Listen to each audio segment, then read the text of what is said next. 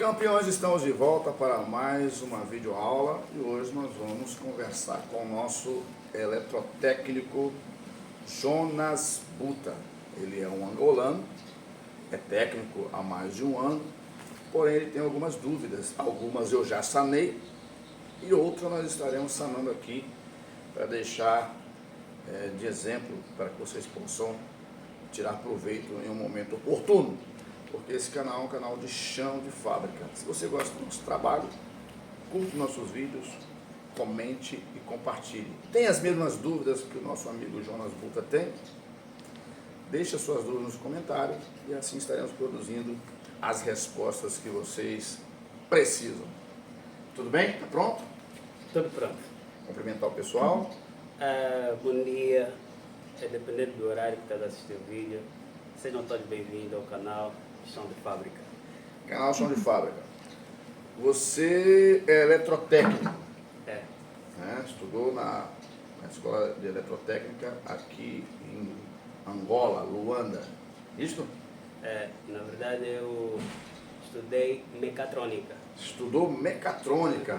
Ah, tá. Mecatrônica. Mecatrônica é elétrica, eletrônica e Informática. Então tá bom. Bora lá. Eu achava que era outra coisa, né? Elétrica, eletrônica e informática. E mecânica, né? E mecânica. 4 disciplinas, né? As dúvidas do Butas é o seguinte: ele gostaria de entender a simbologia de comando. Primeira pergunta dele aqui: como faço para entender a simbologia de comando? É isso? É. Qual a sua dúvida quanto à simbologia, seu Buta?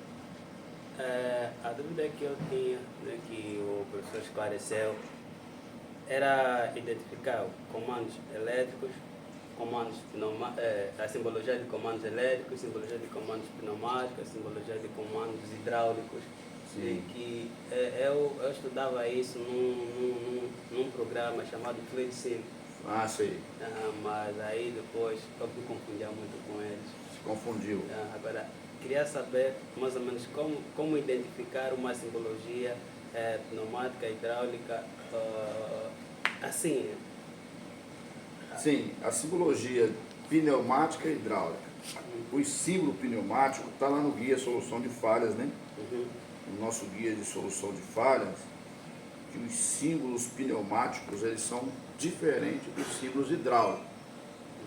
Isso, na hora que você for ler um diagrama de comando, pode ter ali símbolos de comando mesmo, símbolos de automação e símbolos pneumáticos e símbolos hidráulicos. Como separar isso dentro de um diagrama? Simples, você precisa mentalizar as simbologias. O segredo é esse. Exemplo, tá? Se eu pesquiso, deixa eu pegar aqui o diagrama, deixa eu pegar aqui o manual, né? O guia de solução de falhas aqui para nós podermos falar da simbologia que nós mostramos no nosso guia do eletricista especialista. Deixa eu pegar aqui as mídias do nosso guia. Deixa eu pegar aqui, tá aqui. Então bora lá então. Deixa eu achar aqui o guia de solução de falhas do eletricista especialista. Você também adquiriu um, né? Adquiri um. Então vamos lá. Aqui. Você está com simbologia aí? Tô, assim. Tá. Vamos mostrar aqui a simbologia. Vamos olhar pelo seu smartphone mesmo. Você está com a simbologia de comando. Comando hidráulico. Tá? A simbologia de comando hidráulico, deixa eu colocar aqui, é diferente da pneumática. Ó, seu lado aí está um pouco escuro. Tá vendo? Os símbolos hidráulicos, tá vendo? São assim, ó. Aí. Ok? São símbolos diferentes. O que você tem que fazer? O bom, para você que é técnico iniciante, o bom é você tirar uma xerox numa folha pode ser A4 e colar em locais que você passa em casa. Por exemplo, você tem a porta do seu quarto, né, que você vai ter acesso a ela todos os dias. Por dentro você coloca ali, simbologia pneumática. Você todos os dias olhando para os símbolos, você consegue mentalizar ele na sua cabeça. Quando você tiver diante do diagrama elétrico, porque hoje está tudo junto, ó. Diagrama de comando elétrico, diagrama de automação, diagrama aonde tem hidráulica, onde tem pneumática, enfim, informática, comunicação, está tudo dentro de um diagrama só. Então, para você identificar estas coisas, você precisa mentalizar as simbologias. Por exemplo, muitas das vezes você chega em um diagrama, há símbolos que eles te deixam com dúvida. Então, a resposta que eu te dou, tanto para você interpretar um diagrama, uma simbologia de hidráulica ou pneumática, é você mentalizar ela. A proposta que eu digo é essa: imprima uma folha, já que você não vai poder ficar abrindo todos os dias o manual, você imprima a folha, coloque em pontos específicos onde você... Ou você faça um mural também no cantinho seu e coloque um ao lado do outro. Está aqui a simbologia impressa de hidráulica, de pneumática, de informática, entendeu? Para quê? Para que você possa, quando você chegar diante de um quadro de comando, você conseguir interpretar muito bem. Vamos ver a próxima pergunta. O nosso querido Jonas Buta tem. Qual a próxima pergunta sua? Você fez, eu respondi todas elas, ó. Simbologia de comando, simbologia pneumática, hidráulica. Qual a sua dúvida? Tem um próximo aí, lê para mim. Qual a sua dúvida? Sim, depois de sanar essa dúvida, tem aqui sobre a tabela de correntes, né, que o professor estava a falar. Você perguntou sobre comando de partida direta. Tem dúvida? Pronto, esse como não falamos diretamente. Né? Não tem dúvida. Esse não tem muito segredo. Não tem muito segredo. Não tem muito segredo. Esse... Tá. A direta não tem muito segredo. A direta e partida com reversão. Você tem dúvida também na reversão? Porque eu entendi que para mudar o sentido de giro, né, do código do motor... Muda as fases. Muda essas fases. Então tá bom. Próximo então. Qual a sua dúvida? Agora, sobre a tabela de corrente dos condutores elétricos. Sim, qual a sua dúvida? Sim, o professor tinha dito que mesmo estando distante do código do cliente, o professor consegue fazer o dimensionamento, né? Saber a distância do cabo, só pela distância o professor já consegue dimensionar com uma instalação, né, do equipamento.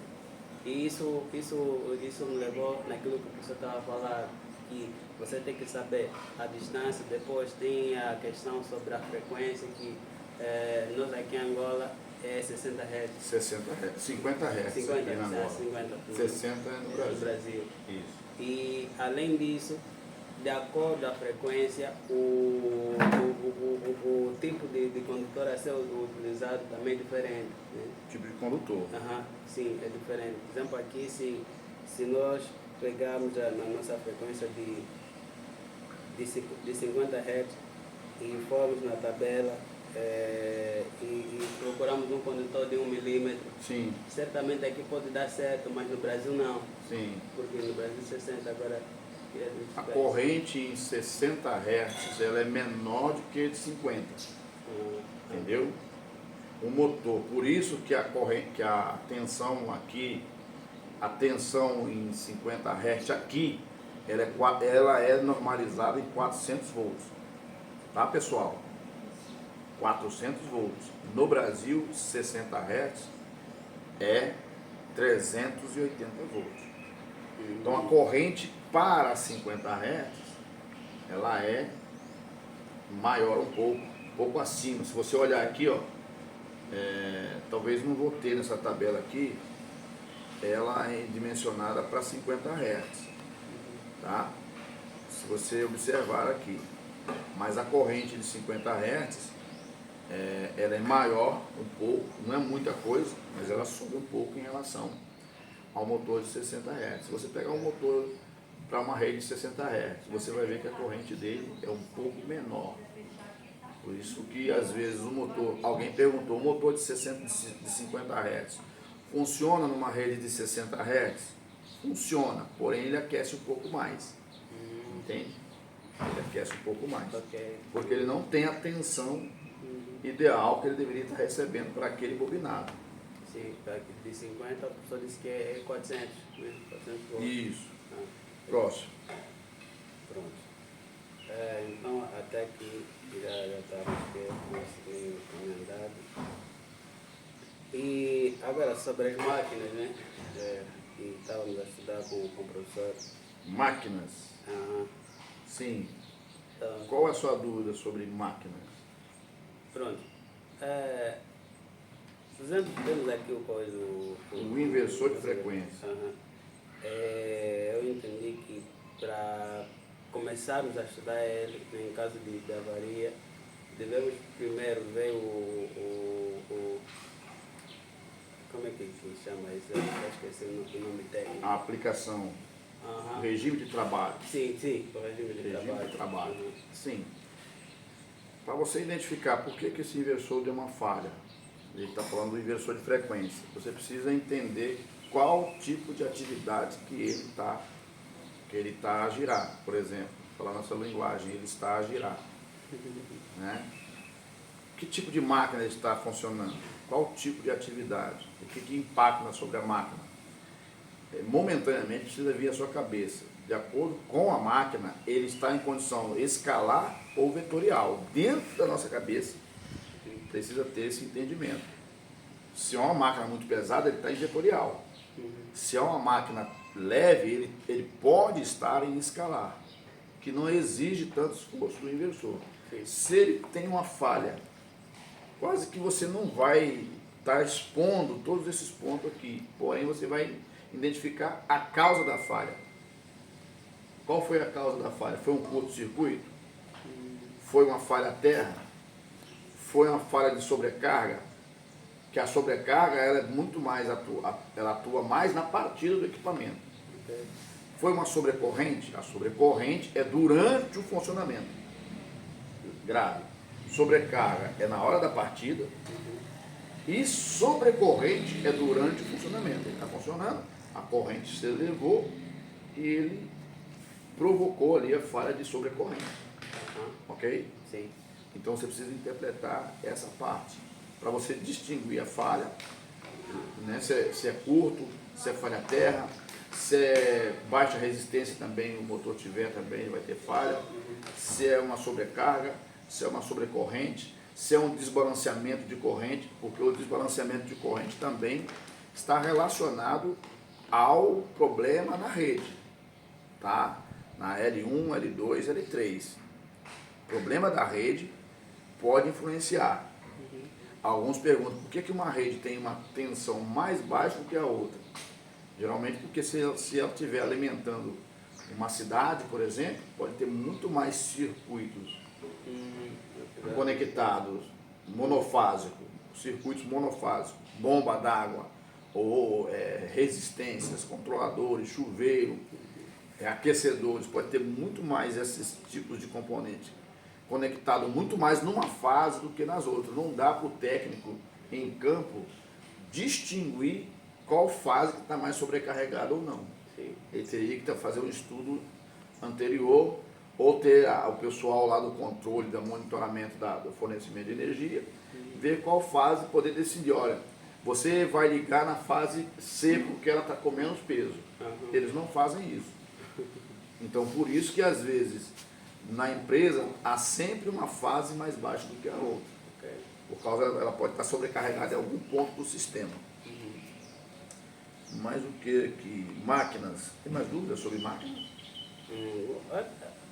Pronto, ainda tem, mas dando uma pausa, será que o transformador não serviria de correção para a questão do baixo nível de tensão? Não. O transformador é para transformar, ele vai refletir o que ele está recebendo. Entende? O transformador ele recebe a alimentação. Se ela vir com deficiência, ela vai sair com deficiência. Você aprendi que existe transformador, abaixador e elevador. Sim. Né? Não dá para ajustar? Não. Até, não? Tem que colocar. Nesse caso, instala-se reguladores de tensão Ok. nas linhas. Por exemplo, você tem uma linha ali que ela está mais baixa que a outra. Então, instala-se reguladores de tensão naquela determinada linha que vai elevar ela um pouco a chegar no nível das outras. Porque o transformador ele está refletindo o que ele está recebendo. Se ele recebe lá uma fase desequilibrada, ele também vai transformar para baixa tensão tensões desequilibradas. Aí o que se usa? Usa reguladores de tensão na rede principal, na primária, e as empresas usam capacitores para poder fazer a correção do fator de potência. Na correção do fator de potência, há uma possibilidade, dentro se estiver bem corrigido corretamente, de se equilibrar essas tensões e evitar esses problemas. Ok? Sim. Outra pergunta. Sim, agora, o professor estava a falar sobre, ainda nas máquinas, né? Sobre os defeitos que podemos encontrar. Todos esses defeitos, será que pode ser selecionado pela programação ou todos eles têm uma outra forma de ser solucionados? Os defeitos geralmente não são diretamente solucionados nas programações, tanto no inversor quanto no soft start. Ou automação. Alguma coisa lá no processo está irregular. Aí vai refletir na automação, por exemplo. Por exemplo, você tem lá um motor que está funcionando, de repente rompe um cabo. Ele está no disjuntor motor, ele desarma por faltar uma fase. Sobe a corrente, ele vai desarmar. Qual é o culpado disso? Qual é a causa principal? É o cabo que soltou. É o cabo que soltou. No inversor de frequência é a mesma coisa. Se solta um cabo, ele vai alimentar com duas fases, a culpa é do rompimento do cabo. Se o inversor, por exemplo, ele está desarmando porque deu uma sobrecorrente, a culpa está lá na máquina. Ou o operador não regulou muito bem a dosagem do produto, tá? Ele colocou um produto com uma dose a mais e ultrapassou o controle. Então aí o inversor vai desarmar por sobrecorrente. Ou a máquina trancou, ou tem algum componente interno irregular, então a culpa é lá do equipamento.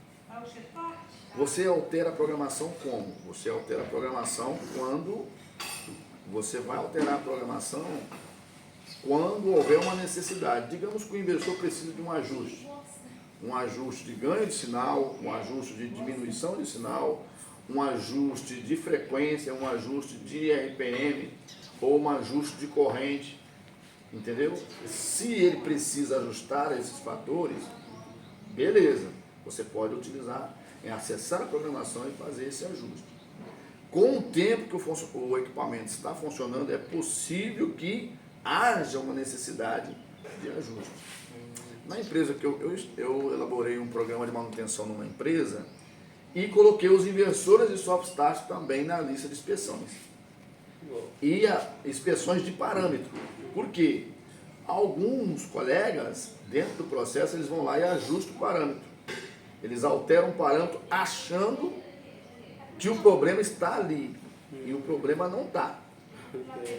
Então tinha que fazer a cada 30 dias, a cada 15 dias, fazer uma investigação nos parâmetros do inversor para ver se não tinha nenhum parâmetro fora. Porque os produtos que aquela fábrica ela fabrica não pode ter erro. Não pode sair da especificação, senão atrapalha o consumo humano. Pode afetar lá a saúde do ser humano. Então não pode haver erro. É muito sério essa parte. Digamos que você vai lá, altera o RPM de um inversor de frequência e não comunica, não fala nada. De repente, em algum momento lá, não está saindo o produto conforme. Eu não sei do processo. Aí, como que eu vou achar numa imensidade de inversores de frequência para achar esse problema? Será que é um problema só naquele inversor? Então essas empresas, ela tem a IT de trabalho, instrução de trabalho, toda a velocidade ela é registrada naquele livro, como é que fala no computador, né? Naquela planilha, ela é colocada ali.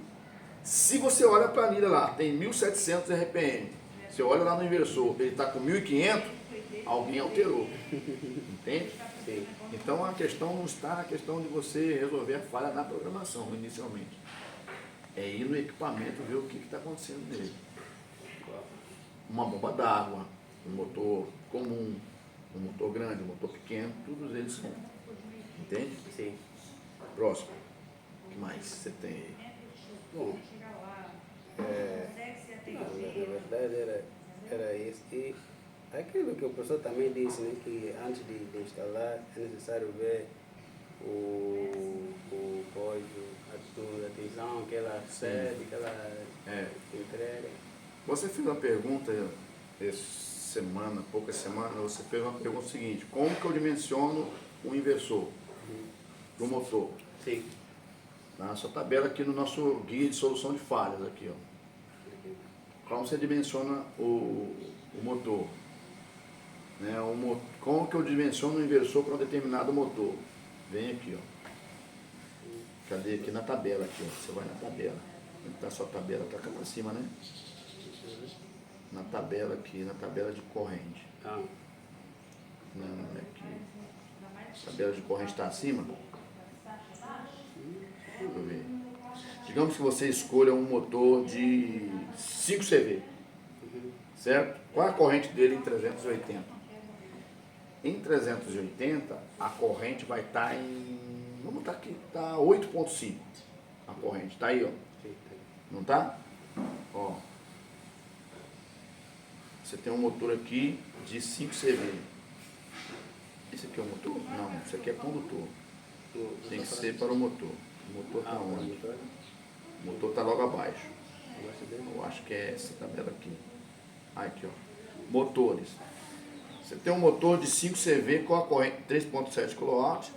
A corrente dele em 380 é 8.7. Quero dimensionar um motor, um inversor para esse motor. Como que eu faço? Nesse caso é 380 numa frequência de 60 Hz. De 60 Hz. No caso o seu aqui é 400. Aí a corrente pode ser outra. Vamos seguir essa aqui. Eu quero dimensionar um motor para essa corrente, para um inversor para esse motor. Como que eu faço? É a corrente de 8.7, ó, tá aqui na calculadora. Cadê a calculadora? Deixa eu ver se eu acho a calculadora aqui para a gente terminar aqui. Ó. Corrente de 8.7, ok? Vezes o fator de serviço, vezes 1.15. Igual. Vai me dar 10 amperes. O meu inversor tem que ser para 10. Entende? Eu nunca vou escolher um inversor acima da corrente de placa do motor. Eu vou colocar, adicionar mais o fator de serviço, certo? É uma constante. Que é uma constante. O fator de serviço é assim, o fabricante ele coloca lá 8.7 de corrente. Mas para evitar aquele problema de colocar muito em cima da corrente, o motor foi projetado para trabalhar 1.15 vezes, né, aquela corrente, que vai dar o que? 10 amperes. Então você vai colocar, vai relacionar um inversor de frequência nessa corrente de 10 amperes. Se eu for olhar aqui a tabela, que pelo manual do inversor, o manual do inversor tem a tabela, né? Se eu for analisar a tabela, deixa eu ver se eu acho a tabela aqui. Aqui a tabela aqui, ó. 380, modelo de 380 a 480. Não pediu um inversor de 9 amperes, de 10 amperes? Não pediu? Mas qual que se encaixa aqui? De 9 está abaixo, porque o de 9 está próximo de 8.7, mas o de 13 está dentro. Então é um inversor de 13 amperes. Sim ou não? Aqui, ó. Eu coloquei o fator 1.15. O inversor ideal para ele é o de 13, ó. Cadê? Ó. na tabela desse inversor aqui, ó, o inversor ideal é de 13. O de 13 amperes. O de 9 está em cima do 8.7, não serve. Então eu tenho que colocar um de 13 amperes. O inversor ideal para o motor de 3.7 kW é um inversor de 13 amperes. 3.7 kW é igual a 5 CV. É 13 amperes. Entendeu?